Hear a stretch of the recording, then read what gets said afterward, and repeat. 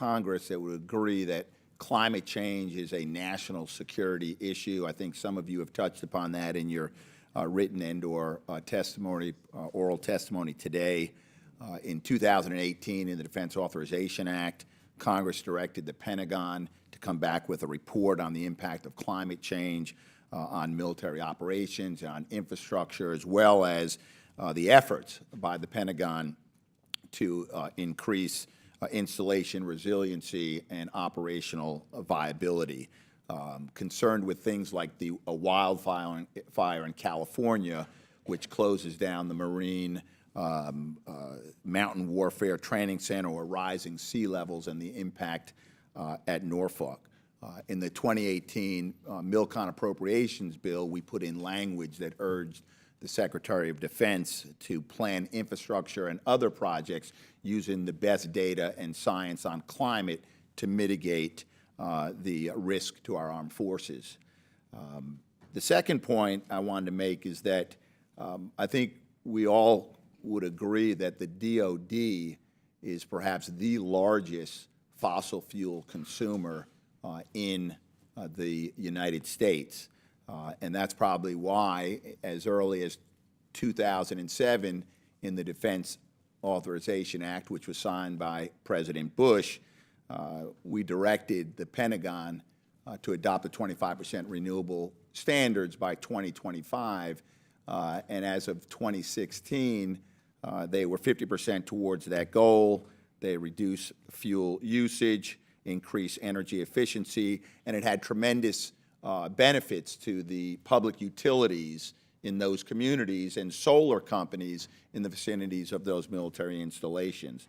The third point I wanted to make is that while the DoD is this large energy consumer, 75% of that consumption is on military operations, not necessarily on the installation, but the operations in Afghanistan and Africa and just global operations.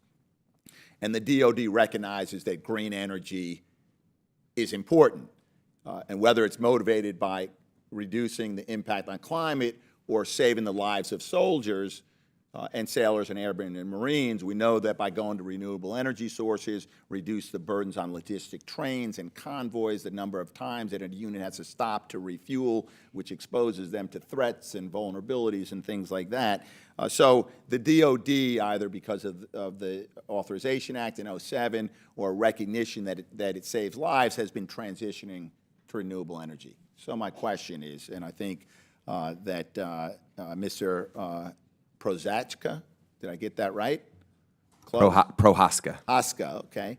I know you had mentioned that dependence on foreign oil is a national security concern. So can you or others elaborate on your thoughts on how moving towards electric vehicles and efficient transportation alternatives, how it can help strengthen national security, and also how the work that's being done at the DoD benefits the overall effort in moving to a renewable energy environment? Thank you for your question. Two quick things. One is our sister organization, Securing America's Future Energy, actually brought together military leaders to respond to this issue and created something called the Energy Security Leadership Council. And it is made up of 4-star generals and admirals and some of the leaders in national security with the idea that we need to do something to respond to the impacts of our oil dependency. And as you mentioned, it's both because it's about the economic impacts to our country, and that when oil prices spike, it affects everyone. But it's also because it does affect the lives of young men and women across the country that we send over to protect the flow of oil. And ultimately, the more that we can do to reduce the amount of oil that we need to consume in this country by electrifying our transportation sector, the less likely we're putting our young men and women in the face of threat. I would like to add from the aviation sector, in 2010, we entered into a strategic alliance with the Department of Defense. Through its Defense Logistics Agency, so we could align our drive on the jet fuel specification for sustainable alternative fuel with what the military was doing. And together, we have worked that process very successfully. I'll yield back the 1 second time I have remaining, Mr. Chair.